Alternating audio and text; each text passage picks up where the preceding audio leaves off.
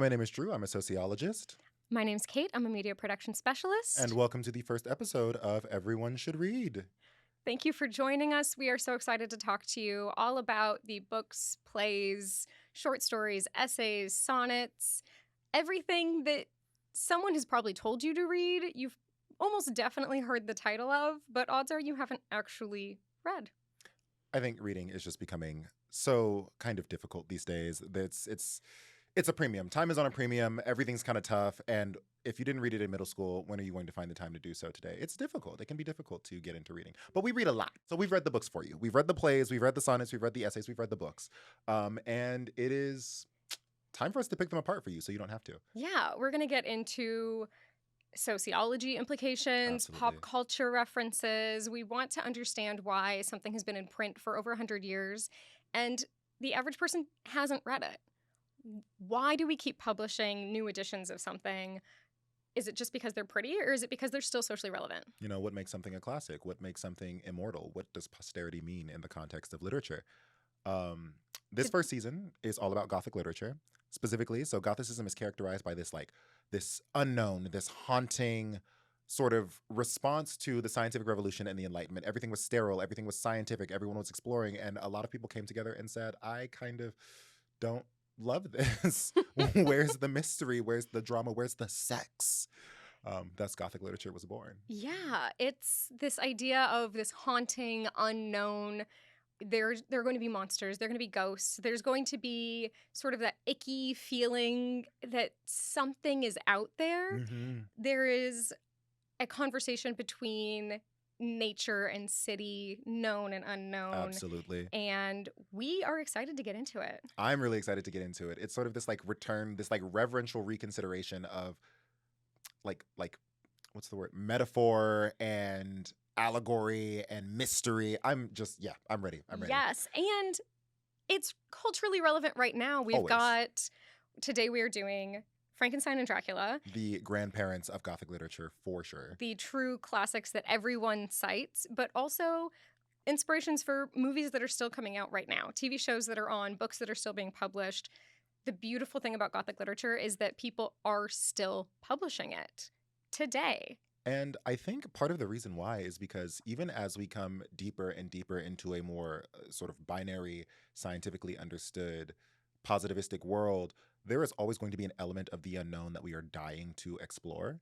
If that's internal, if that's external. A lot of people sort of play with the unknown through conspiracy theories, but there's also an element of fear of the unknown. Absolutely. That we deal with every day with the way that the world revolves. And the way that we deal with that is trying to find other characters that we can identify with. And so Drew's going to start us off. I'm going to start us off with Frankenstein. Frankenstein is classic Gothic literature written in 1816, published in 1818, although I think there is somewhere floating around in the sort of echelons of academia an 1816 and 1817 revised text. But the most popular, well-known one is the 1818 text. This book was written by Mary Shelley while she was kicking it with Lord Byron and some other landed gentry of the English upper echelons. They were in a scary story writing contest. It was a ghost story writing contest. It was the year without a summer, the eruption of Mount Tambora. And so it was cold. The sky was sort of ominous and dark. The atmosphere was there. And they were hanging out together. And he said, oh my gosh, what if we did a scary story contest? And so she wrote this scary story contest, or she wrote this scary story. And Frankenstein was the baby that she came up with. This ingenious story, and we're gonna get into it right now. I'm not gonna waste any time. So Frankenstein centers around this man, Victor. He is young. His life is cushy. His life is perfect. His family is wealthy. They find this girl named Elizabeth living in the dirt. And Elizabeth is the picture of beauty. She is blonde-haired and blue-eyed, and her skin is like fresh milk, and she's gorgeous. And his family retrieves her from the dirt and the lady that they retrieve her from, who is also living in the dirt, goes, I always knew you were destined for better things than being with me here in the dirt. So please go with them now to live in their Too manor. pretty to be a dirt baby. Too pretty to be a dirt baby. I can identify with being too pretty to be I think we're all too pretty to be dirt babies. And so Elizabeth is sort of plucked out of the dirt and she goes to live with Victor and his family. Victor also has some siblings. They have a staff. They have caretakers. And so you've got this like beautiful woman running around and growing up alongside this young man, and she like adores him, and he's like, my life is great, my parents love me, they give me so many books, I read a lot, and this beautiful woman runs around next to me, and I like her and she likes me, and one day we're gonna get married. They found her in the dirt, she was made for me, thank you very much. And so that's his life. And as he's growing up, he's kind of fixated on alchemy. And that's like his special interest. And he's like reading all about it and he's obsessed. And his dad is just sort of like, yeah, whatever. I mean, like, I love you, I support you, but alchemy is lame. And Victor's like, okay, well, I'm going to, whatever. Like, I like my alchemy. I'm going to keep reading it. And then like some time goes by and he's like, I want to go to college. I'm like, my life is perfect. And he really focuses on this. He says so much like, my life is perfect. It is not. My family didn't do anything to make me a terrible person. Like my life was great. Social theory dictates that having a hegemonic life standpoint that is a perfect life automatically kind of predisposes you to being or lacking resilience and being kind of sucky, unfortunately. So. And we will get into that. And we will get into that. And so he thinks that there's no reason that his life, that he should be imperfect. Unfortunately, this is exactly why he's imperfect. Anyway, he grows up in Geneva. He goes to college at the University of Ingolstadt in Germany, and he's hanging out there, and he like gets back into alchemy. He's exploring alchemy. And one day, as he is sort of meditating and going on a walk, he sees lightning destroy a tree. Lightning destroys a tree, and in watching the tree get destroyed, he comes to understand, he has this epiphany about the nature of life and creating life and where life comes from, okay? Okay. This eventually like led into the sort of motif of the lightning and the bang bang crash that we see in the films, but that is a complete invention of Hollywood. This does not happen in the books. And I think the way that he brings the creature to life is left kind of intentionally vague, and both so that like Mary Shelley doesn't have to go into the mechanics of the world that she's creating because she's telling a greater story, but also to really lean into that Gothic element. And he touches on this in the book as he writes it. He says, you know, as I tell this story, you're probably going to wonder how exactly I did it. I'm not going to tell you. I'm not going to tell you how I did it. Well, and Hollywood also always has it in a castle, but it's in a dorm room. It is in his dorm room. For one, his bedroom is like just off the chamber where he's constructing this body. And he's 19. You know, he's a freshman in college. He's literally at the University of Ingolstadt. Like, and he's not like, there's no like gurney or table that he like raises up to the ceiling and is like, no, like it's literally the kitchen table. It's kind of gross if you think about it. No sterility. And so he's hanging out there and he basically starts grave robbing. He's trying to be ethical about it. And so he's like, well, you know, I understand the mechanics of life. I understand like the building blocks of life. And I could, one, build giant cells from scratch and imbue those with life, but then my creature would be the size of a building. And right now I'm focused on like a proof of concept. I'm not really focused on like building a Titanic thing right now. I just want to make a thing. I want to prove that the thing can be made. And so he makes the thing by stitching together what he thinks are the most beautiful parts of different corpses. Weird.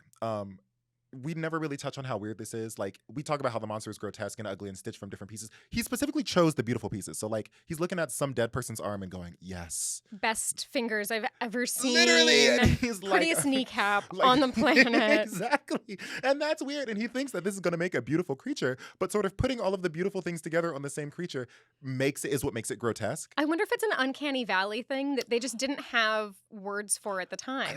And again, like, that's why I think, like, a current remake of Frankenstein that is Gothic, yes, but also like it's funny. This is a funny story, and like it wasn't intended to be funny necessarily, but it is in many ways kind of funny. It's poking fun. It's definitely, it's very punchy because that's what Gothic literature is, right? It's punchy. And so he puts this creature together and he brings it to life, and he does it with these means that he does not describe, but you can assume that there are like all kinds of elixirs and maybe some incantations. Like he could be drawing sigils. Like we really don't know, and that leaves a lot of room for imagination and contemporary reimaginings, which I don't think are as imaginative as they could be. I've said it before, I will say it again, I really think Wes Anderson would do a really good Frankenstein because of how funny it is, because of how procedural it is. But there is a Frankenstein coming out next year. which is, I think, Del Toro. Yes. I love Del Toro. I trust that man with the screen. I trust that man with a camera. And so I am not going to preemptively criticize his rendition of Frankenstein. No, I'm excited for it. Would I love Wes Anderson's? Yes. Wes, call us. We will write it. I'll research it. Kate will write it, and it'll be great. We'll showrun it. We'll take care of all of it for you. Don't worry. In the meantime, Del Toro, my eyes are on you. So he brings his creature to life, and immediately, as soon as the creature comes to life, it like wakes up, and he describes it as having these really beautiful teeth that just look out of place with the rest of its body. And he's like, "Oh my god!" And he runs away. He freaks out. Did it go to Turkey to get its veneers? Is that what happened? I'm gonna go to Turkey for all of my healthcare, actually, at this rate. But he like freaks out. He runs away. He's like, "Oh my gosh!" Horrified immediately by how ugly this creature is. So he leaves. He goes to his bedroom.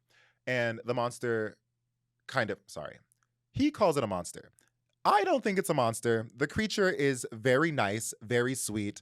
The scientific word for a human-like thing that has been created is usually homunculus. This also, I think, comes from alchemy. So I will be calling it the homunculus. I will be shortening that to homie just for the purposes of the story. So he runs into his room. He panics.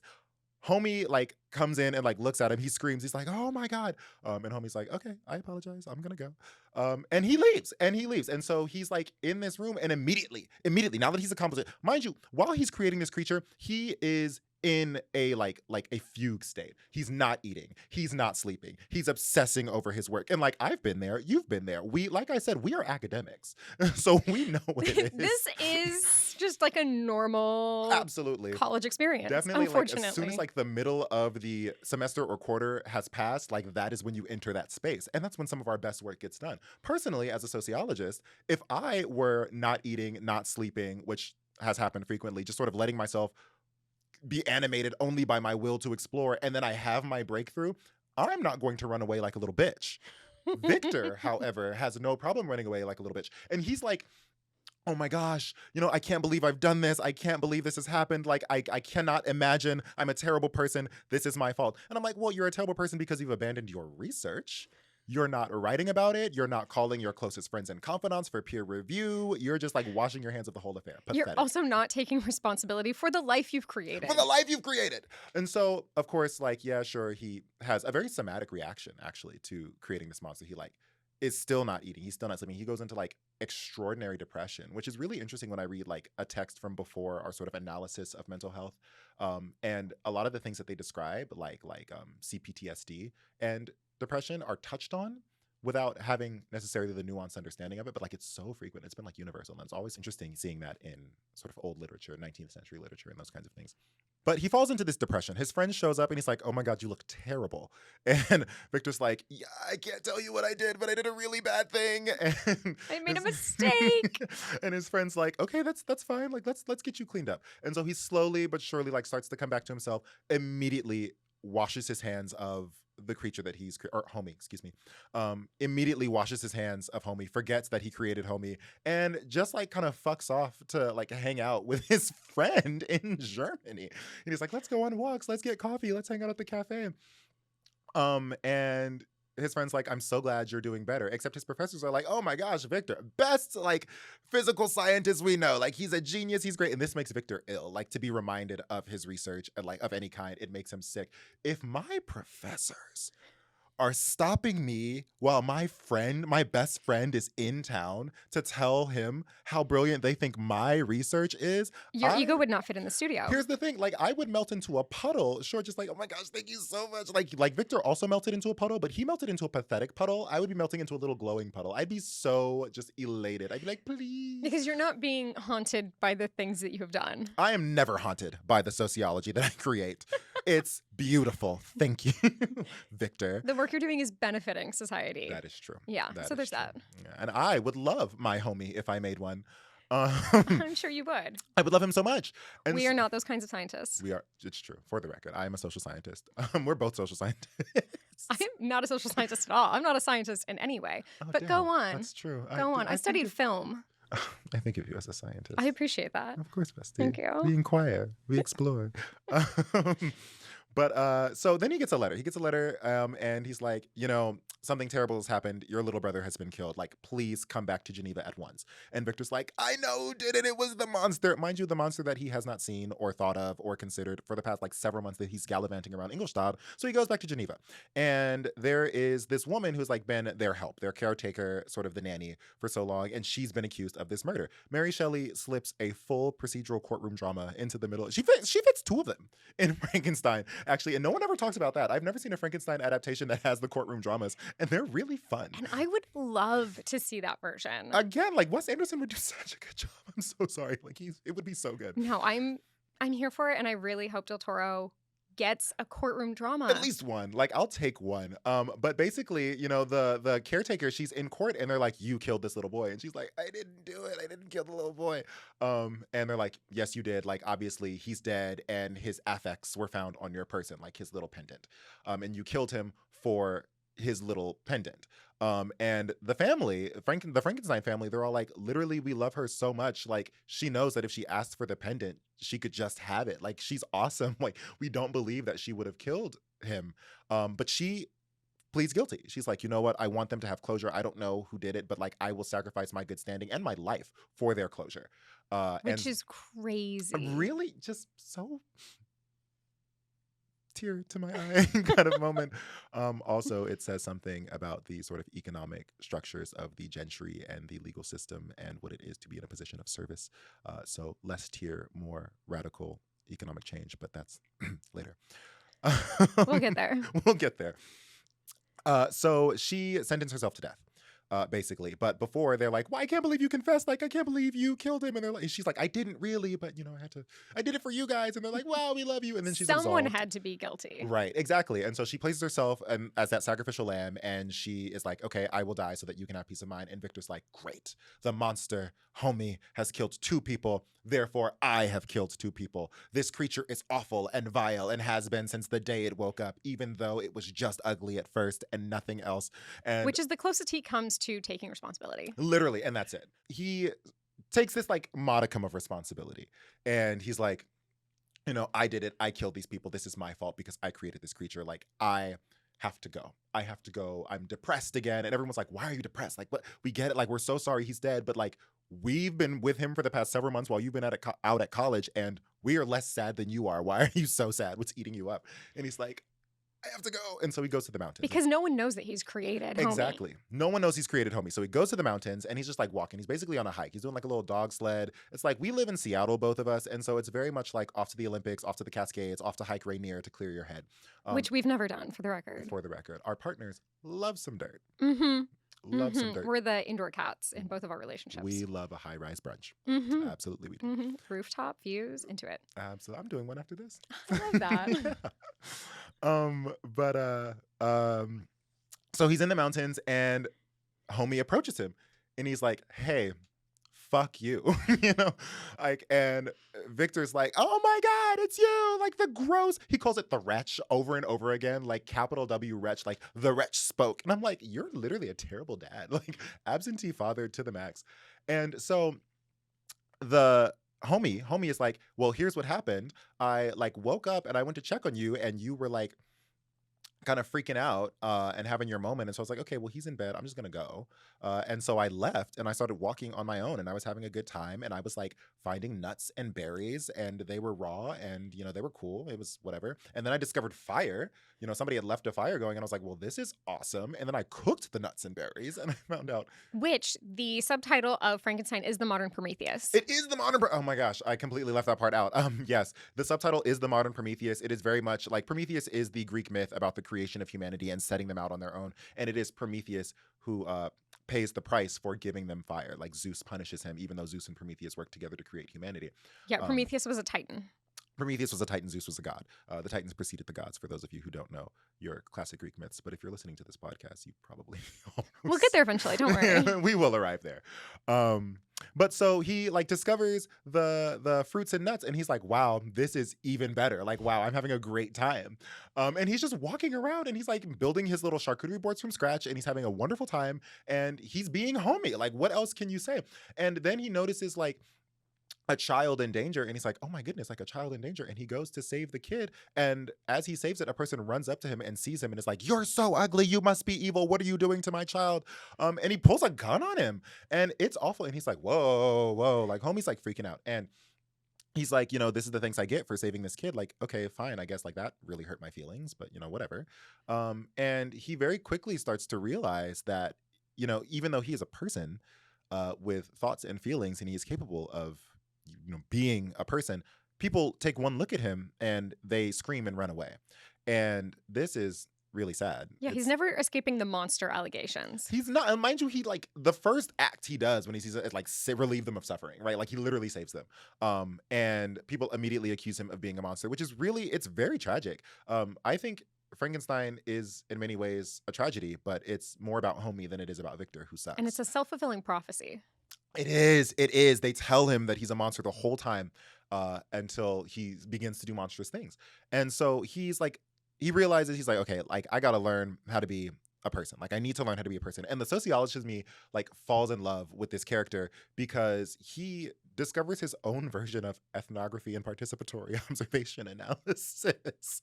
He like comes up on this cabin, and the cabin has like this little like storeroom attached to it that has a peephole into the main room of the cabin. And he like camps out in this storeroom, and he's like hiding out there, and he's watching the lives of these people unfold without infiltrating, like just like true participatory observation. Like it wouldn't pass an institutional review board. But today, he is an anthropologist. But he is like literally an anthropologist. And so he's like watching them, and he's learning how to speak. He's listening to them read each night, like aloud to each other, and he's learning language. They talk about like world affairs, and he extrapolates world affairs. He starts teaching himself like multiple languages based on like the things they say.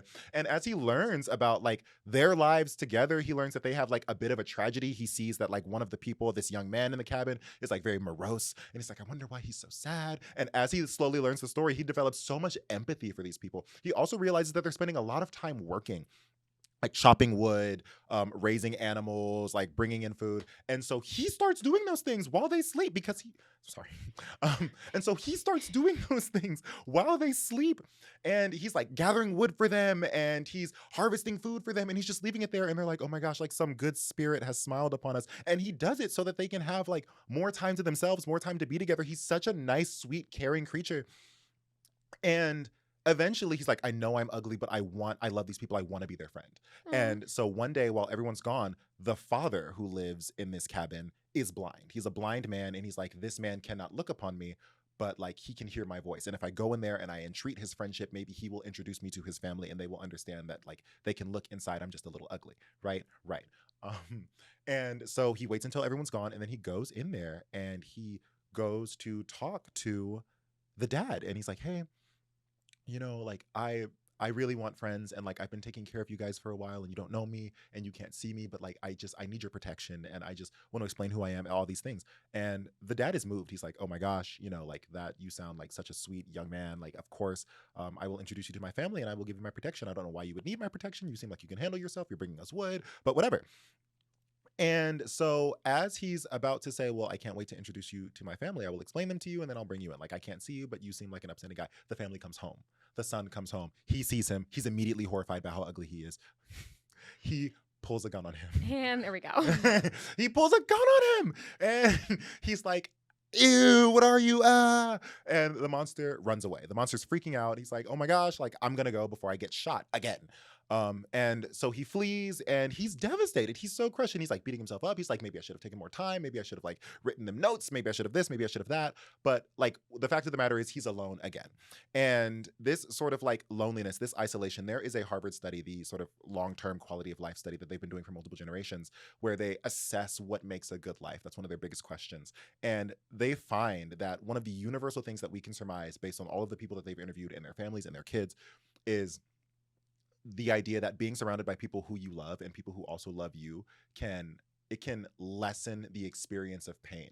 If you have things like sciatic nerve pain, it can slow the rate of neurological degeneration if you have dementia. Like being in community is one of the things that we are hardwired to do, and this monster is just repeatedly excluded. And Homie is repeatedly excluded, and it's so sad. Like it's so sad. And so he slowly like starts to realize, he's like, okay, well, these people hate me, and I have no choice but to hate them too. Like forget this. Cornel West also writes about the experience of nihilism in America, specifically Black nihilism in America. And he says it's like characterized by this feeling of like meaninglessness, lovelessness, and hopelessness. When you have no meaning, no love, and no hope, when that is taken from you and the ability to have the agency to make those things are taken from you, then you end up in this place where it's nihilism, and nihilism is nothing. It comes from the Latin word nihil, meaning nothing. You lose your humanity. You lose your humanity, and suddenly you are not, you engage in self-destructive behaviors and also externally destructive behaviors, is what Cornel West sort of articulates. And, that's a little more nuanced of a conversation because that did not happen in a vacuum. However, in the case of the monster, this also didn't happen in a vacuum. He had to be taught that he was meaningless and loveless, and that hurts. And so he begins doing sort of externally destructive behaviors. He becomes more externally destructive than self-destructive, but mostly because he can't be destroyed. He's like super strong and can withstand the cold, and I'm sure he could kill himself, and we get to that eventually. Anyway, he comes across the kid as he's making his way to Geneva because he hears that that's where the Frankenstein family is from. He's making his way to Geneva. He finds this kid. He finds this boy. He's like, "You're young," and he's very admonishing to the boy. He's like, "You're young. You don't really know what ugly is yet. I'm gonna take you. You're gonna be my apprentice. We're gonna be friends, and then you'll learn that I'm just a cool person." And the child is like, "You are literally so disgusting. I hate you. You're awful." And he's screaming. He's like, "I'm going to call my father, Mr. Frankenstein, and I'm going to have you killed." And first of all, crazy that a child would say that. Second, the monster is like, literally, I have had enough. Fuck this. All of you Frankensteins are ruining my life. Literally, all of you Frankenstein. And he heard the name Frankenstein. He was like, "Okay, I got something for you. I got something for that ass." And he kills the child. He killed the child. He steals its pendant. And he starts making his way towards the Frankenstein family. He finds the caretaker of the child, or one of the caretakers. She's taking a nap. And he sees her taking a nap. And he looks at her and he's like, "She's beautiful. Oh, what it would be to be in love and have someone love me. Shame that if she were awake, she would probably treat me like shit too. Immediately, I hate her." And this is bad. This is a bad thing. Also, it mirrors a lot of contemporary misogyny that we see today.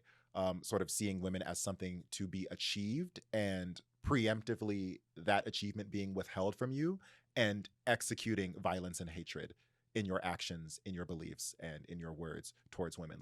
The monster embodies this really well. I think Shelley did a great job communicating this very economically too. She does not mince words in this book.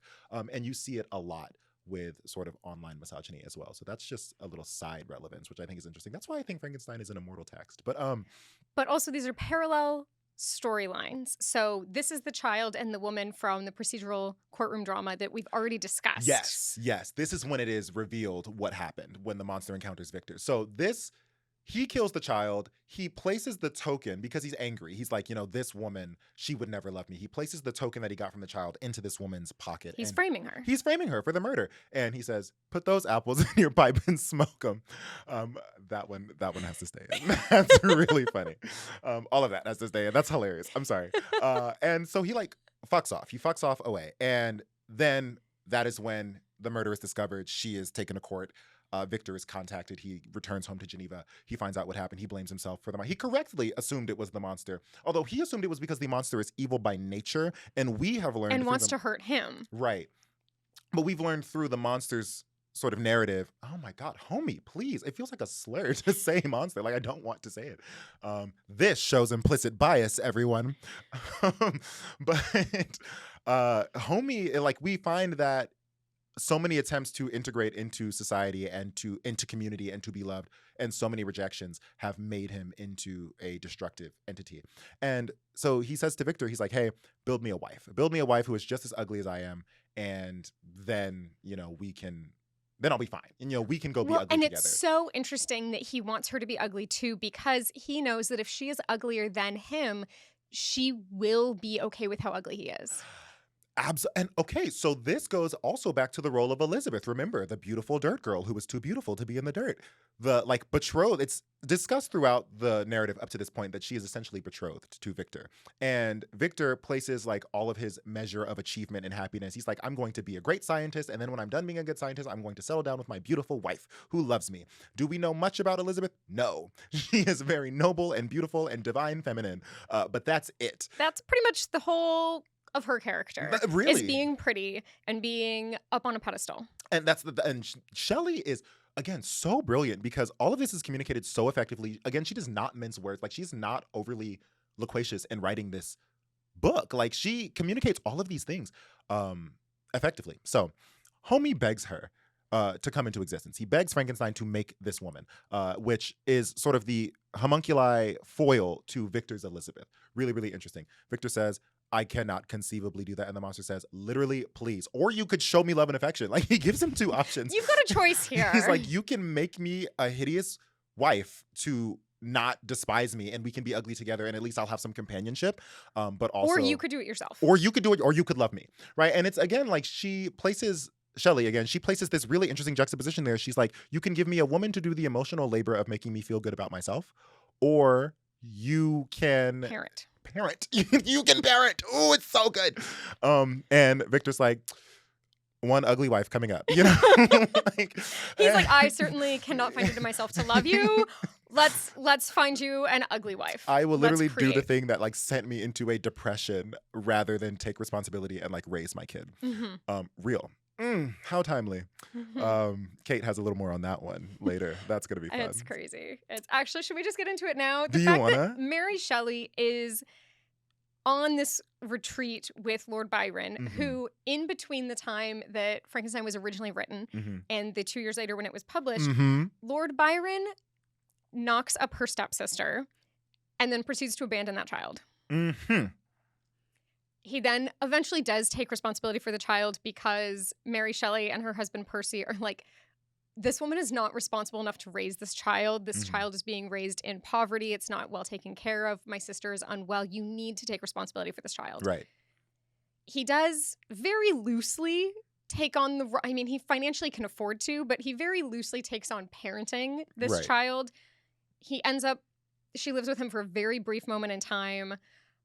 Connects well with like the women that he's dating all over the place. They all love the child, but like his lifestyle does not afford taking care of a child. And instead of just changing his lifestyle and using his assets to raise this kid, he just continues doing what he does. He puts the child in a nunnery where she makes it until about like 12 or 14, and then she does get sick and die. She doesn't make it.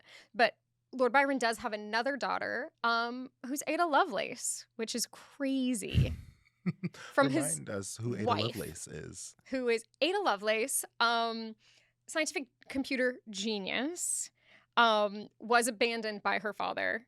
He died when she was very young. He died in the Greco-Turkish War, I believe. Okay. Which is crazy because he wasn't Greek, but the Greeks loved him. Hey. We'll take it. He had quite the life. But I think Mary Shelley writing about a character who abandons its creations and its children. Absolutely. While staring Lord Byron dead in the eyes, being like, this is you. You're the bad guy. I'm writing about you. I need you to know that you're a terrible person.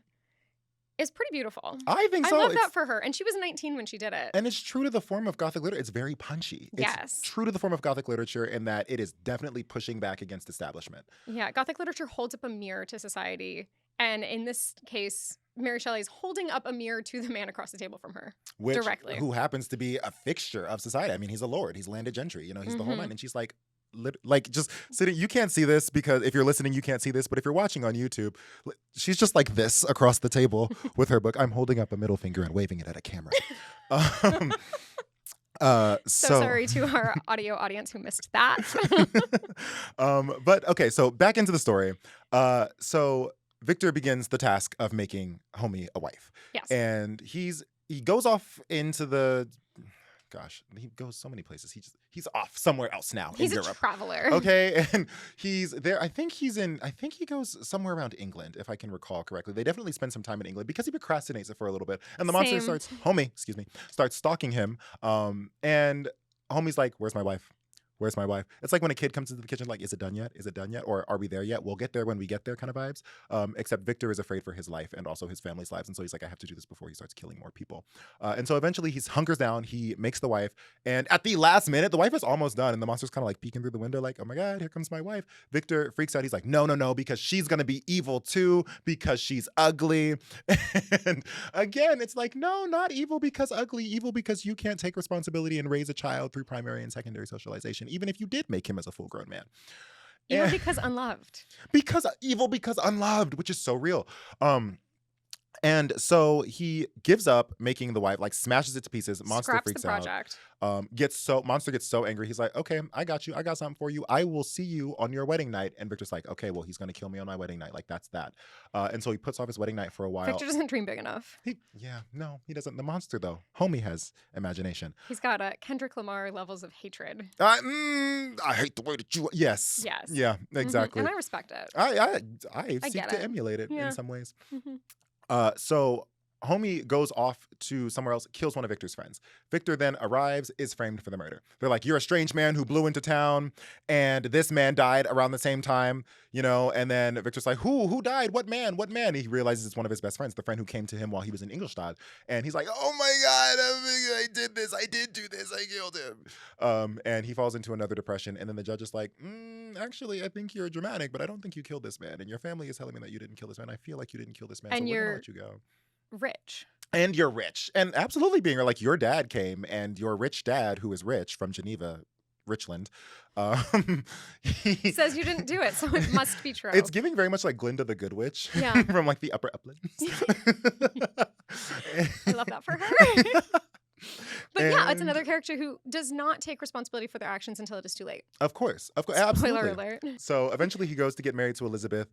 Homie shows up the night that they are married and kills Elizabeth. And Victor's like, I thought you were going to kill me. And homie's like, well, now you're as lonely as I am, so fuck off. And he jumps out the window. He runs away. And Victor starts pursuing him. Now we're near the end of the story. The story's almost over. Victor starts pursuing him through places where homie can survive, like the tundra and across like just vast plains of nothing. Victor cannot. And as he's pursuing homie, things start showing up like food and fires and beds or like sleeping rolls. And he doesn't question it. Victor's like, yes, the gods are in support of my vengeance. They want me to take him down as well. Meanwhile, it's homie being like, at least you're following me around. Like, literally, homie's like, at least you are showing me attention. I will continue to sustain you. And as long as it's hatred, like, negative attention is attention. And I've spoken to people, as a sociologist, like, I've spoken to people in, like, interpersonal sort of confessionary sort of CBT capacities where people talk about like negative attention is enough. I will take negative attention if I'll take whatever you give me. Absolutely. And that's terrible. And again, those people often end up acting in self-destructive and externally destructive ways as well. The story essentially comes to a head where Victor hops on a boat and he's pursuing these people. Or he's with these people pursuing this monster. He's like, I just need like a ride up through into the tundra. And this is that moment where the very popular mob scene comes from. Yeah, because this is where everyone sort of agrees that, oh my gosh, homie is awful. Like, you're telling the story and you're so cool. We need to hunt the monster. And it's crazy too, because Victor is very clearly an unreliable narrator, like without a doubt. Which is a famous Gothic literature 100%. tool. And he's telling this story to these people who believe him and they see him as the victim. And long and short of it, homie, their battle comes to a head. He, in a fit of rage, kills Victor. And the person that Victor was talking to says, how could you do this to him? He was such an upstanding guy. And homie, more overtaken by like the fact that he is lonely now. Mm-hmm. He's like, okay, well, you know what? I think I will kill myself. I think this is it. And this is what... Cornel West and also Leo Tolstoy in The Death of Ivan Ilyich write about like sort of the nature of suicide. And Emil Durkheim, the sociologist who explores the themes of anime, he writes about suicide as it relates to sort of striving and no longer having anything to strive for, no community. And so the monster disappears off into the tundra and he says, I'm going to kill myself, except he doesn't actually when the book ends. He just sort of issues that promise and then goes off. And the story is kind of left open-ended. And that's how it ends. That is how Frankenstein ends. Long story, long recount with lots of little bits in there that I've inserted. And then I have a whole other analysis that we may or may not come to later in this episode. But that's Frankenstein. Classic Gothic literature. And foundational. The first sci-fi novel. Leave it to 19-year-old Mary Shelley. Yeah. Go figure. Good for her. Legendary. Truly crazy. A great book, though. Really, yes. I really enjoyed reading it. And then we have Dracula. Tell me about Dracula. Okay, so it is nearly 500 pages. Gross. Yeah, it's long. If you read it the way I did, where you just sit down and start from page 1 and go all the way to page 470 something, it is very long and it's not easy to get through. But It is an epistolatory story. It is written through journal entries, diaries, letters, all of these, like captain's logs. It has everything in it. Mm-hmm. And you hear from all the well, not all, but nearly all of the perspectives of the different characters in the story. And they're all dated. So there is a way to read it. It starts in like early May, and you read it in the time that it happens. And people who do that really enjoy the story because you're reading snippets, chapters, maybe like a few pages, maybe a couple paragraphs at a time. And that is a really easy way to break up this very long story into enjoyable bits. Okay. So it starts out as a travelogue. Excellent. We have Jonathan, who is on his very first work trip ever. He's a solicitor. He's going from England to Transylvania to get Count Dracula to sign the paperwork to purchase this manor home in England. Okay. The modern audience knows that Dracula is Dracula the vampire. The audience who was reading it for the first time ever at the time, that was a huge spoiler. That was a huge plot twist. You think he's just going to meet this lord in Transylvania. Everyone on Jonathan's journey who encounters him is pleading with him in whatever their native language is to like, don't do this. This is a bad idea. You're gonna die. This is so dangerous. And he is writing in his little journal, and he's like, oh my God, everyone is so sweet, and they're worried about me on my first trip. It's so lovely. I had this great stew. I'm going to get the recipe for Mina, his fiance. He's like, I'm loving this. Look at me go. I'm a grown-up at my first job. And then he gets to the castle, and Dracula, I think we talk again about the idea that there are these moments of comedy in Gothic literature where Dracula is the only person in the castle Dracula, but he's trying to make Jonathan believe that there is a full host of employees.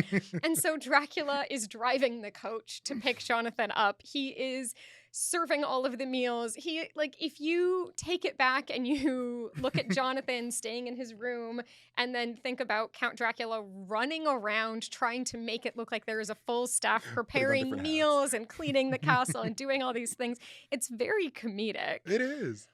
It doesn't stay particularly comedic, unfortunately. It's just these like funny snippets if you like really take a step back from what's going on in the story.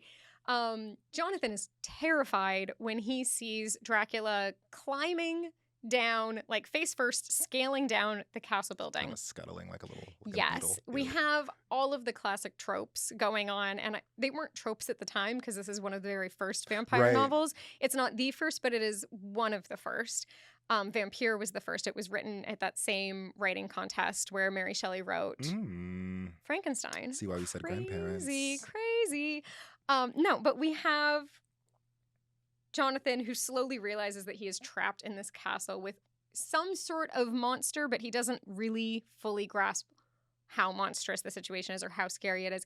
He tries to break out, and there's this mist that comes to him, and these three women materialize. In pop culture, these women are referred to as the Brides of Dracula, but they're not referred to the Brides of Dracula in Dracula. There's a lot that we know about Dracula and all of the interpretations and everything that come later from different film adaptations, television adaptations, that are not true to the novel. One is that I think if you look at any sort of like vampire, werewolf, Team Edward, Team Jacob dialogue now, the vampires and the werewolves are very much enemies. They are opposed to one another in whatever capacity it is that they are working. Competing over a good young Mormon girl. Yeah, whatever it is. Whatever it is. Right, yeah. You know, there's a lot that vampire, you know, you have Alcide and you have Eric, and they don't like each other either. They're also competing over a girl. There's a lot of competing over girls in all of this. This is a through line, it turns out. From the beginning. But in Count Dracula controls the wolves in the area. And honestly, I think at some point they unionized, and that's the reason that they hate each other. I can't tell you for sure, but in the original text, they are not just allies, but employees of the vampire. Who knows what happened? I wasn't there. I mean, it was the 19th century. It was time. It was time. It was time to unionize. But that is not necessarily in the text. That's my own interpretation of what happened. So all of these workers are boxing up all of this dirt. Dracula is getting ready to prepare for this move to England. Okay. Jonathan is trying to escape And these 3 women materialize, these brides of Dracula. And they are described as sensual and voluptuous. And they attempt to fairly successfully attempt to seduce Jonathan. He does not put up much of a fight, despite the fact that he seems very in love with his fiancée Mina. And it is not until the vampire Dracula intercedes and says, like, leave him alone, he's mine, that these women scuttle off. We know that they are there to, like, drink the blood of Jonathan, drink him dry, and, like, have a good meal. But he doesn't know that because he doesn't know they're vampires. That won't be revealed for, like, another few hundred pages. He just thinks that these women are trying to seduce him. And he's not particularly trying too hard to push them off, which is something that we will circle back to, halfway through this book. The way that Bram Stoker, the author, writes women is crazy. There's a through line of sorts. There is a through line. And let's get started with that right now, because Jonathan's fiancée, Mina, is writing her own journal entries and letters at the same time that Jonathan is going through all of this. Mina is writing letters to her best friend, Lucy. She's about to go stay with Lucy. They are besties. They are so, like, on the same page, twin flame, interpreted as lovers by some, best friends by others. And I know that there's a lot of queer-coded dialogue in vampire pop culture in general. But I genuinely think that Bram Stoker just had never had a conversation with a woman, let alone 2 women at the same time, and didn't really know how to write women. And the reason that Mina and Lucy say things where they're like, oh my God, you're so beautiful. And, like, I'm so lucky to be your friend. I'm so lucky to have you in my life. I don't know what I would do without you. Is because he's trying to set up the story for later when Lucy eventually becomes attacked by Dracula, and understand that, like, there is this tension because what do you do without your best friend? Right. But also he doesn't know how to write women. And so they come off sounding odd. It's really, like, inorganic dialogue. It's very inorganic dialogue, and also does not pass the Bechdel test, because they are largely talking about Mina talking about how proud she is of Jonathan on his first business trip, and then Lucy is being courted by these 3 men. All 3 men want to marry her, and the description we have of Lucy is blonde, these big doe eyes. She's very gentle. She's very sweet. She's demure. She's just, like, the loveliest, kindest girl. And the 3 men who want to marry her are Arthur Holmwood, who his father, Lord Godalming, he's in line to inherit, and over the course of the story does inherit his father's title. We have Quincy Morris, who is the American cowboy caricature of American cowboys. Truly do not believe Bram Stoker ever met an American, because the slang and the dialogue is so outrageous. If you've seen Porco Rosso, I think it's like Curtis. I think it's like Curtis, the American character. It's so over the top. It's so outrageous. And everyone's like, his slang is crazy. And I, as an American, I'm like, yeah, it's outlandish. Like, no one talks like this. And then we have Dr. John Stewart. You will notice that we have a Jonathan and a John. Did not get super creative with English names, Clearly. It turns out. Bram Stoker was Irish. I don't know if he's criticizing the English for their lack of large categories of names that you can choose from, or if he just didn't care. But we have Jonathan and we have Dr. John. Lucy chooses Arthur, who of the 3 men is the richest. And the other 2 men are like, you know what? Let's just stay friends. That sounds great. We totally respect that decision. And we want to stay in your life. Zero issues with her being like, I don't want to marry you. Like, all 3 men propose, and she's like, I'm going to pick Arthur. And the other guys are like, yeah, that sounds great. Let's stay friends. Zero issues. And I love that. That's, like, the least misogynistic thing to happen in the whole book. Like, the read I'm getting, Crazy. Something you need to know about Dr. John is that he runs the asylum for the mentally insane. In his basement, he has a man named Renfeld. Renfeld is trying to absorb the life force of others. He does this by eating initially flies and then using honey to trap the flies so that spiders will come and eat them. And then he starts eating the spiders. And then he tries to use the spiders to trap other animals. And it gets to the point where he asks Dr. John for a cat. He asks Dr. John for a cat. And Dr. John's like, no. So it also sounds like there's a charcuterie situation happening in It's a Dracula as well. high-protein charcuterie. Yeah. It's gross. It's ridiculous, actually, is what it is. Thank you so much. It's not quite the berries and nuts that Homie was enjoying. And because he doesn't have access to fire, it's raw. He eats a raw bird. It's real gross. All of it's disgusting. And he keeps trying to hide it from Dr. John. And Dr. John has attendants like watching this man day and night. Yeah. So we all know when he's lying and when he's telling the truth, when he's lucid and when he's not. Next door to Dr. John's asylum is the manor that Dracula is going to move into. Because, of course, you have an abandoned manor and an insane asylum next to each other. This is a classic Gothic novel. We couldn't make it more clear if we tried that everything is spooky. Absolutely. Yeah. Absolutely. Yeah. So, back in Transylvania, Jonathan has been abandoned in this castle, and Dracula has procured a ship to take the 50 boxes of dirt that I mentioned earlier, travel them to England because apparently he has to sleep on dirt from his homeland. I too travel with 50 boxes of dirt. Yeah, who doesn't? I absolutely. Yeah, it's very expensive to fly these days with 50 boxes of dirt, but we do it. Yeah, we send our dirt ahead of time. We're committed to the bit. No, so the magical system in the story is really not explained. We don't know how he controls the animals. We don't understand why he needs the dirt. There will come a lot of like Catholic symbolism later, also not explained. We don't know if Dracula is Catholic and that is the reason it works, or if it's simply like an anti-Catholic rhetoric, or pro-Catholic. I mean, Bram Stoker's an Irish Protestant, so probably not pro-Catholic, but who's to say? Yeah. We don't have these answers, unfortunately. We have a lot of questions about the magical systems in this book because he's just like, you know what? It's magic. Who cares? It happens. It's like there's soft magic and then there's this, which is like some kind of mud. It's the pre-soft magic. It's pre-soft magic. Ew. Flaccid magic. It's unexplained is what it is. It's just like, you know what? It's magic. Who cares? Just go with it. Just go with it. Just go with it. Dracula takes this ship to England and over the course of the journey slowly picks off, drains, devours, and destroys everyone on the ship. We know this because of the captain's log.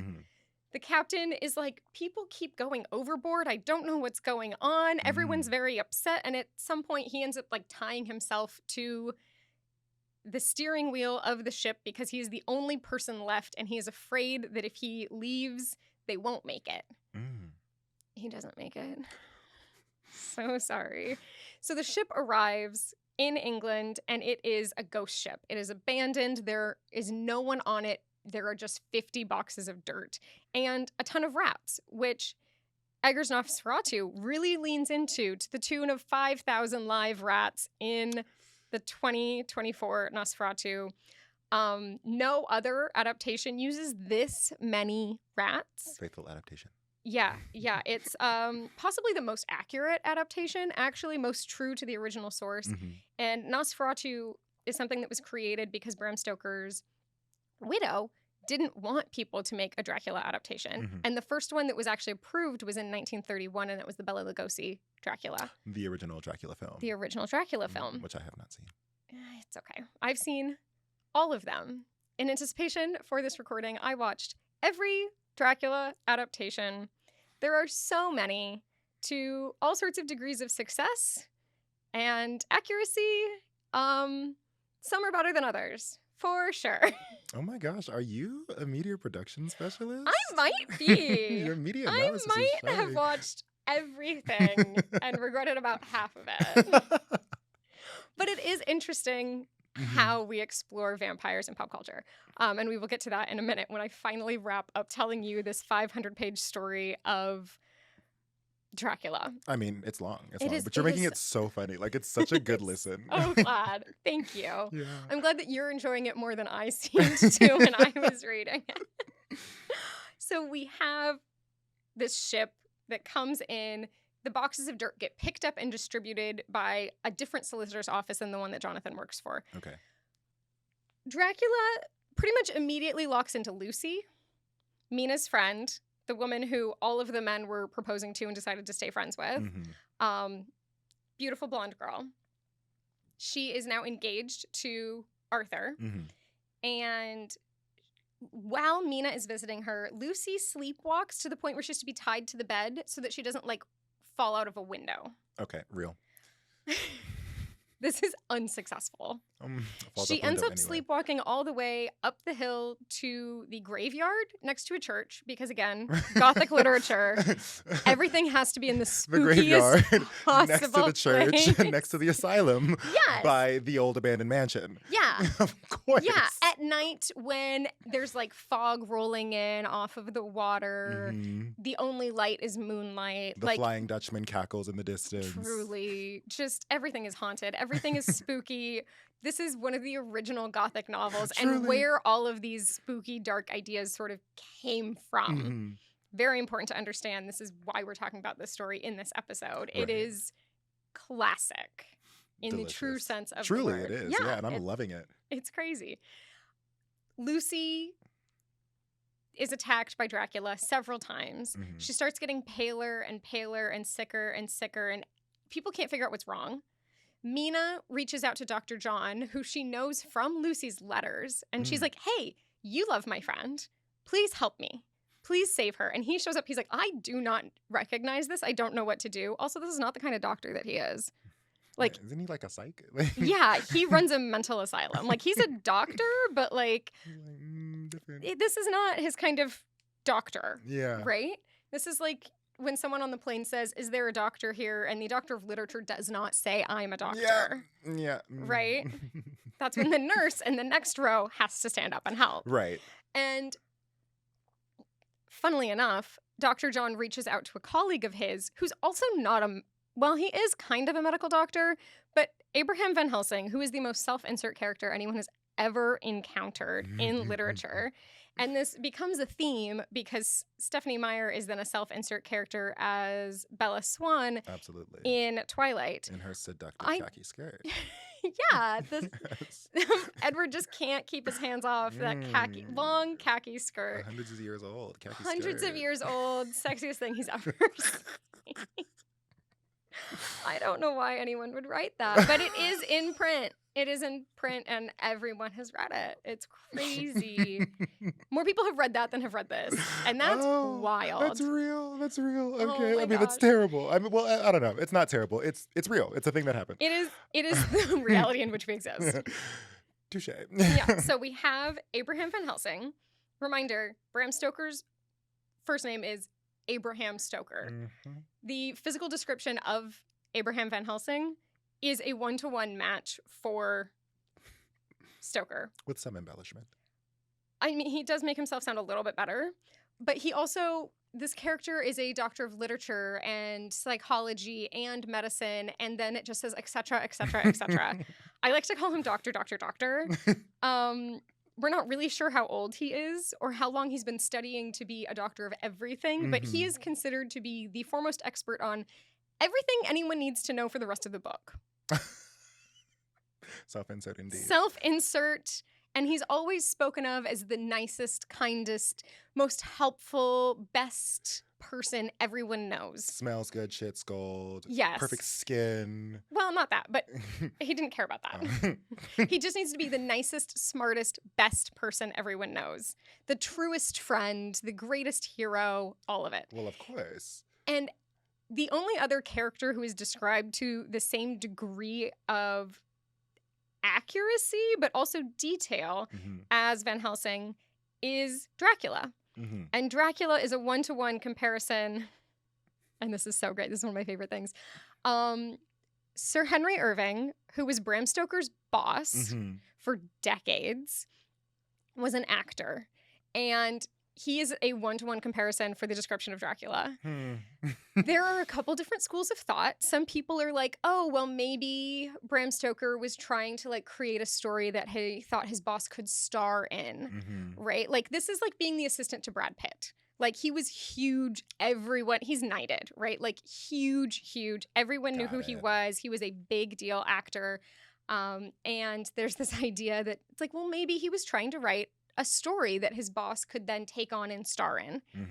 And there's another school of thought where people are like, well, maybe he was in love with his boss. And this is an ode to how wonderful his boss was and the longing, the yearning, the not being able to have him, you know, these two characters on the opposite end of ideals, essentially.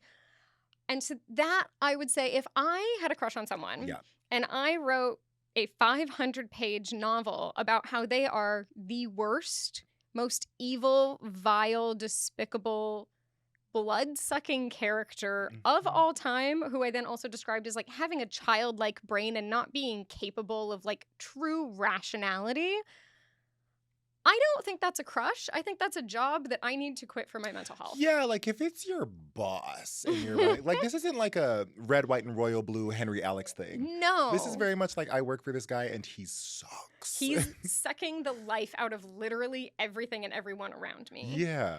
Yeah, I think it's that. I agree. That's my personal interpretation It sounds like of the text.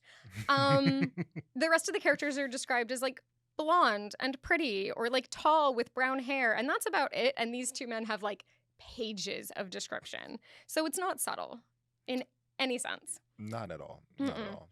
Van Helsing comes. He is this Dutch-educated scientist. He knows everything. He's an expert in the occult and literature and science and anything that they need, basically, that is unexplained or unknown for the rest of the story. Okay. Van Helsing's the only one who can tell you how the magical systems in this world work. But he's so verbose that it is just pages and pages of monologues. It is... Of course. He just doesn't shut up. Because I he's think the book... writer. I mean, the educated. Yes. Man. I think the book would probably be like 200 pages less if he could just directly answer a question instead of pontificate, which is why if you break it down and read it in an epistolatory style, you know... It becomes better. It's a lot more manageable. Yes. Lucy doesn't make it. But they do end up sort of figuring out what is wrong with her and why she is the way that she is. She does die, however. She comes back to life as a vampire and then starts feeding on the children of the town. Yeah. The children go missing. They show up just like bloodless carcasses. It's dark. It's Gothic. We knew this going in. Children die in Gothic novels. Children die in Gothic novels. Everyone dies in Gothic novels. Usually the beginning, the middle, and the end. That's how these stories go. We'll get to so many of those this Truly. season. Yeah, it's true. It's crazy how many people die in Gothic novels. Lucy is attacking these children. And I think there's an interesting dialogue to be had about Dracula feeding off of Lucy and Lucy feeding off of children. Yeah. And so the perpetrator is always going after someone smaller and weaker than them. But then what does that say about the three women who attack Jonathan? Yeah. Is he smaller and weaker? Is he more simple-minded? Is it because there's three of them and one of him? Something that I think explains the way that Bram Stoker feels about women and the characters that he writes is the way that he describes Lucy before she dies and then after. If you'll remember, I described the Brides of Frankenstein as sensual and voluptuous. Yeah. And then Lucy was described as sweet and kind and lovely. After she dies and is turned into a vampire, she is now also described as sensual and voluptuous to the point where it is repulsive to Dr. John, who was once in love with her. He's like, she's so sensual and I hate it, and it's not even her, it's not who she is, it's wrong. And I think that speaks to the way that Bram Stoker feels about women. Yeah. Because the only other woman in the story now is Mina, and she is described as clever and having the mind of a man. And everyone's like, it's a shame she's not a man. She's so smart. She has the mind of a man. And I think in Bram Stoker's world, that's the highest compliment, but in mine, it's a huge insult. It is tremendous insult. But this is a book that comes to us from the 1850s. So we are doing with that what we can. Yeah. There are very different dialogues being had then versus now. Absolutely. But the way that he writes women as perpetrators and men as victims of lustful thoughts and lust in general, I think speaks to what was going on at the time. And what's going on now, this sort of like blaming femininity with agency Yes. for being a divergence of what true femininity is supposed to be, which is Mhm. apparently supposed to be doe-eyed and blonde and Yes. able to be pulled around. Yes. Well, and the phrase doe-eyed started coming about after people stopped describing women as like childlike, innocent, and like having this sense of wonder and whims, you know, like Mhm. the goodness was transformed into something that is now slightly more age appropriate, so that it's slightly less creepy that you're equating this woman to a child, but like the implication is still there. It's still childlike. It's still It's sort of still, vulnerable. yes, it's still very innocent. Mm-hmm. Gross. I agree. Here we talked are. about this on our Pygmalion episode. Yes. Yeah. Yes. Another creator and created Kind of concept. moment. Yes. Van Helsing figures out how to kill Lucy, Mm-hmm. or stop her reign of terror on these children. And the children will describe Lucy as beautiful, which is different, which is interesting. Mm-hmm. They call her the beautiful woman, the beautiful lady. The men, however, who used to be in love with her are all repulsed and horrified. And then Van Helsing is like, okay, we figured out how to kill her. Arthur, you do it. Arthur, her fiance. Yeah. Not the other two guys who like got turned down by her. Arthur's the one who then has to take the stake and stab it through her heart Mm-hmm. and like go through the additional trauma of killing the woman that he loves again after already having mourned her. Right. Yeah. Crazy. Great. Like that. We could do like 3 episodes and a paper Yeah. on like that element Yes. particularly. Truly nuts. And then that part of that story just sort of ends and wraps up, except that Dracula then turns his sights onto Mina. Mm-hmm. But he doesn't fully have her in his grasp. He only feeds from her like once or twice. She ends up with this mark on her forehead, Mm-hmm. which is very biblical. Quite. Mm-hmm. And I think that that also speaks to Bram Stoker's sources of Yeah. inspiration. A lot of people like to say that there is a very serious Transylvanian Vlad the Impaler influence, Mm-hmm. and Dracula being a Transylvanian ruler does sort of speak to that. But Bram Stoker is also Irish, and the Irish folklore story of the Overtoch, this dwarf king who sucks the blood out of his victims and has to be buried upside down in the Mhm. earth and has to be stabbed with a dagger of yew wood, is much more closely aligned to the story of Dracula than Vlad the Impaler. Yeah. And it's tied to Bram Stoker's sort of origins. Yes, his yes. place. Growing up in Ireland, he Yeah. would have heard these stories much more often than he would have heard a story about Vlad the Impaler, bloody ruler from the 1500s. Right. Yeah. That tracks. Yeah. So you can have multiple sources of inspiration, Mhm. but I think that focusing too much on one means that a lot of people sort of forget the other one. Yeah. And then if you look at Ryan Coogler's Sinners, we do have that Irish Mm-hmm. character, that Irish vampire character who does sort of emote more of the Overtoch style and Yeah. origin story than the Impaler story, Mm-hmm. which I love how much research he did. That is an exceptional film if anyone hasn't already seen it. So well done. I love it. I've seen it multiple times. Normally, for the record, I'm doing my research in patterns of American identity formation. I go into any movie that was set like at any time in the 20th century, and I go in like so like stickler for details. But I was watching that and I was like, okay.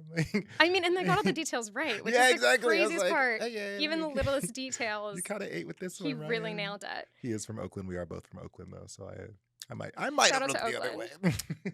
I'm not from there, but it is lovely. It is great. Sorry, go on. So we have these different inspirations, and like I said, the Catholic inspiration as well, where Van Helsing is defeating these vampires with rosary crosses Mhm. and holy water and communion wafers when it's written by a Protestant author, and you can tell because wafers are usually blessed right before someone takes communion. They're not just like perpetually blessed by the nature of being a wafer. Could you imagine? And so I don't, again, the magical system is not explained super well. So we don't have a full through line of like, are they blessed or are they just wafers that we're throwing at vampires? Yeah. who's to say? I love the idea of like a blessing in a bottle, just add water. Yes, kind of vibe. yes. You know, just like the spray bottles that you hit like naughty cats and dogs with. Yeah. Like just spritzing. Just say some Latin over it and you're good. Well, and who decided that Yeah, Latin who was decided? the language? I agree. I don't know. Yeah, There's a lot of unexplained things going on It's here that I true. think just sort of lean into the mystery and the unknown that Gothic literature is famous for. Yeah, There's a lot yeah. of unexplained. There's a lot of fear of the unknown Mhm. and using sort of the more pagan ritualistic elements of Catholicism Mhm. really lends itself to that. Yeah, Because is Dracula Catholic? We don't know. no clue. Probably not, honestly. No. Probably not. Who's to say? No real way to know because Bram Stoker didn't say anything about it. So they start hunting Dracula, Mhm. and he flees back to Transylvania. Okay. But because he has attempted to feed from Mina, she can now sense him, which is something that Lucy couldn't do. So I'm not sure. Again with that like muddy magic system. The muddy magic is really carrying the weight here. It's Truly. the unknown. Ooh. It's the unknown. Who's to say? They travel back Mhm. to Transylvania over all different types of transport because they're not sure how he is getting back. Mhm. They have people on trains. They have people on horses. They're doing it all, right? Dracula turns out is on a boat. Oh, toot toot. It's apparently his favorite mode of transportation. He does not consume the people on the boat this time. Oh. I think because he is fed so well in England that he does not need to feed from the ship Oh, he's just to get full. home. He's full. Okay. He's good to go. I've been there, girl. And it's interesting because he never gets more attractive as he feeds the way that the women do. He just starts to look a little younger, which this is again weird. like just Bram Stoker, just like you're actually permanently unattractive, Yes. unlike everyone else. You look the same. You don't get to change. You're the same no matter what. You look just like my boss. That's your punishment. Your punishment is that you have to look like Sir Henry Irving, no matter what. Oh my god. And I love that for him. If I ever had a boss that I hated that much and I had to write 500 pages of self-insert fan fiction to kill him off, I get it. I get it. I get guess. it. And it's immortalized? Sure. You know. It's still in print 120-something years later. Why not? We all know about it. And it's interesting because imagine like Julie Andrews' assistant one day becoming more famous than Julie Andrews. Like that is the equivalent, right? Everyone knows who Bram Stoker is, but most people now do not know who Sir Henry Irving was. It's like the only, I think I've said this to you before, like the closest thing we could sort of have to that would be if the person who wrote The Devil Wears Prada became, because it was a book before it was a film, became more famous than Anna Wintour. That did not happen. No. But like that's the only like analog that we would have for that. Yeah, and it's simply not. It's simply not. We're not there. Tisn't. But everyone does know The Devil Wore Prada, Oh and my we do love gosh. that. You think that sweater is just blue? It's not blue. It's not turquoise. It's not lapis. It's actually Cerulean. We're looking forward to the sequel, guys. Yeah, we are. We're gonna get drunk and watch it. Probably. It's gonna be great. It's gonna be awesome. So anyway, Jonathan catches back up to the group eventually. Lovely, fantastic. Arthur has inherited his seat as a lord and is funding the entire expedition to chase down Dracula. Sure. Because everyone needs that one rich friend to fund Absolutely. their travel journey together. Quincy Morris, the cowboy, is the one who finally eventually kills Dracula. No one talks about the fact that Dracula is done in by a cowboy. Yeehaw. And I think that that is something the culture needs to discuss I more. fear you are absolutely right. Absolutely. In an era of like steam trains and ships and coaches and cowboys, the vampire is killed by a cowboy. Like, how fun is that? Yes. Well, and this is such like a steampunky sort of time in history because we still have samurais, we still have pirates, Yep. but we also have Kodak cameras and Coca-Cola and revolvers, and everything is going on all at once. Crazy time period. The Civil War came and went. Yeah. A westward lot is expansion going was on. happening. A lot is going on all at once. Crazy window. And I do love Bram Stoker's use of Dracula as this old world character of mythos sort of invading modern society.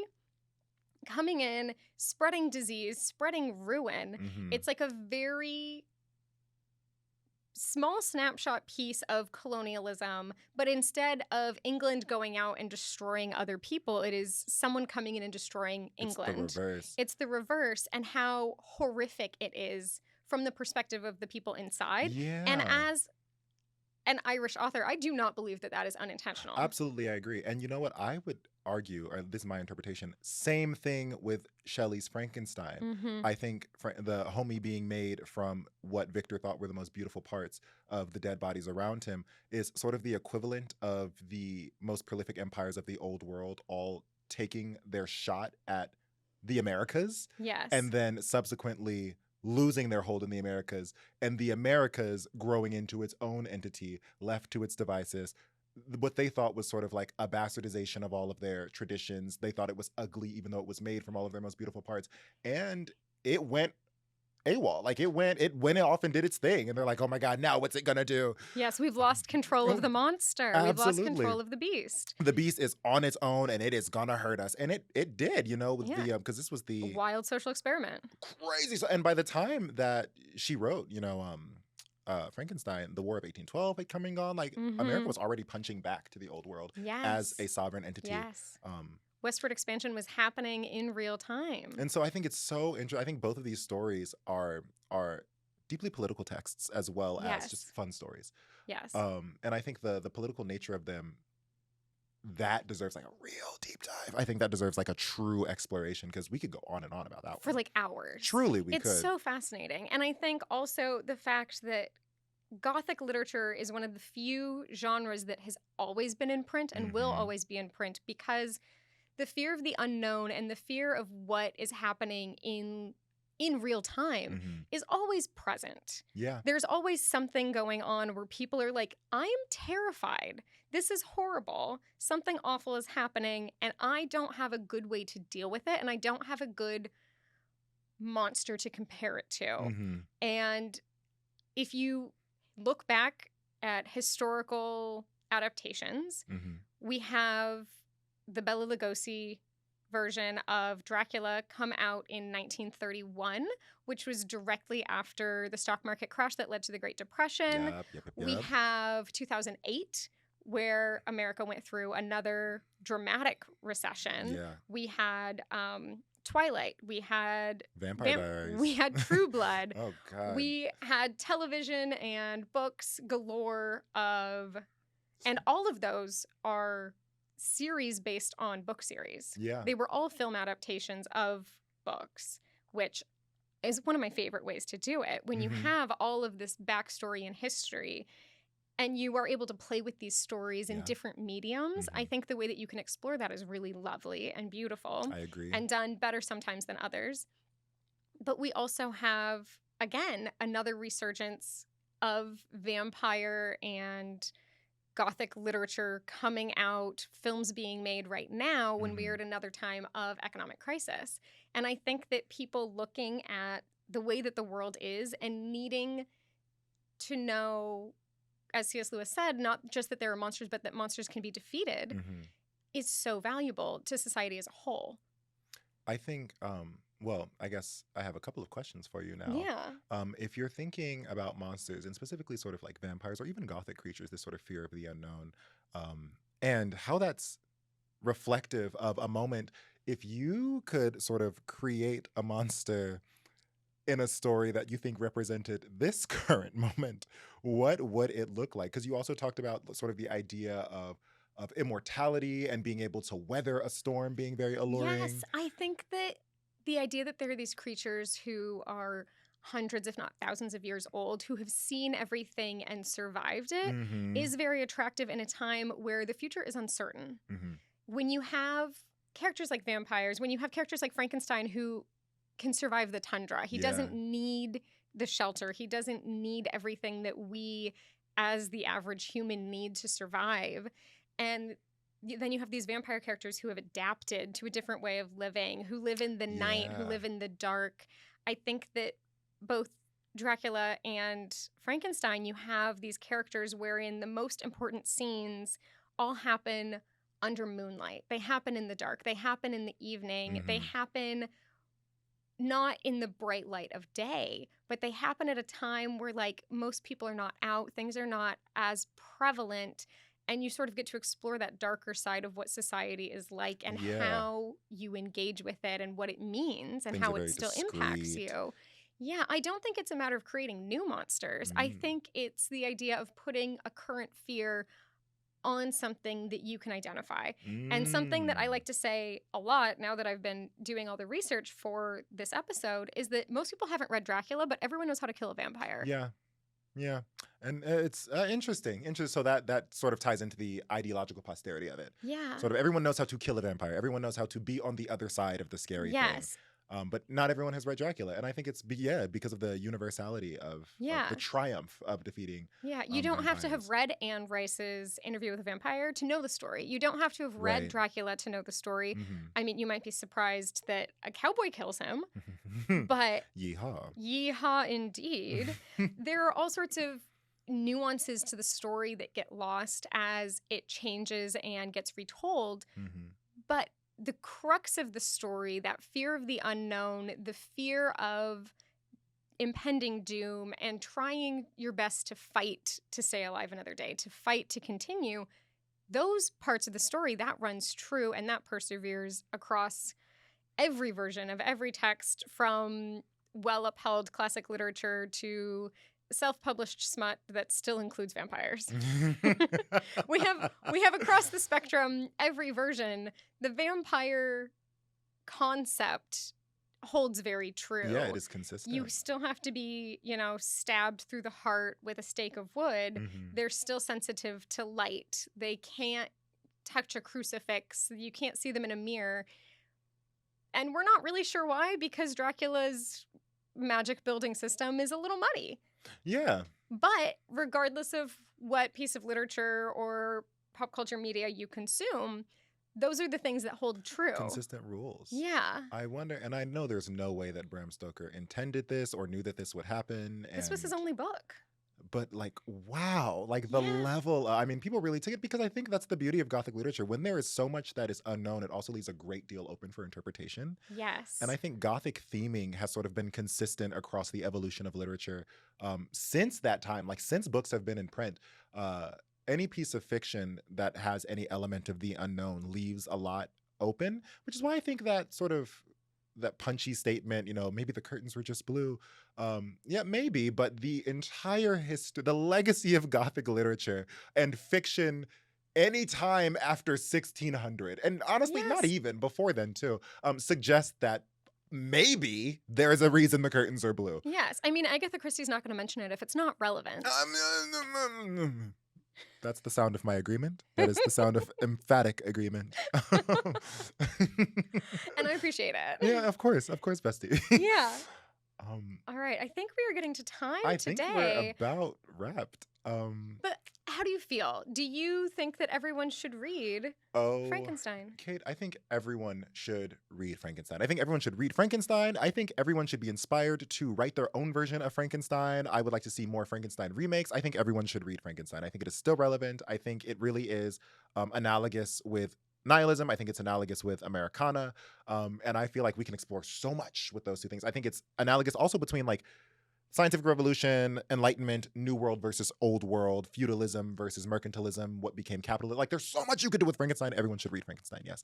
Should everyone, in your opinion, read Dracula?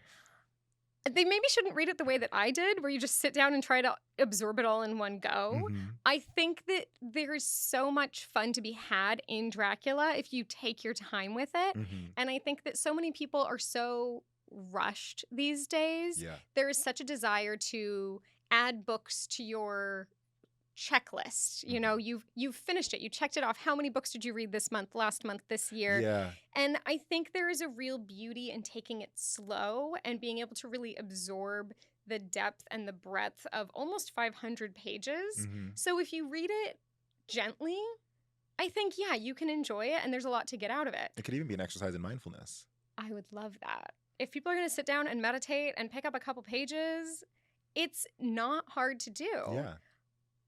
but I don't know if everyone's going to love it. Mm, And I think that there are some very old world misogynistic undertones that, like, not I everyone gather. needs. Yeah. Yeah. Not everyone's going to have a good time with that. But I do think that as a classic piece of literature, it holds up. Mm-hmm. Well, okay. My name is Drew. I'm a sociologist. My name is Kate. I am a media production specialist. And this was Everyone Should Read. Thank you so much for listening. And while you're still here, tell your librarian we love them.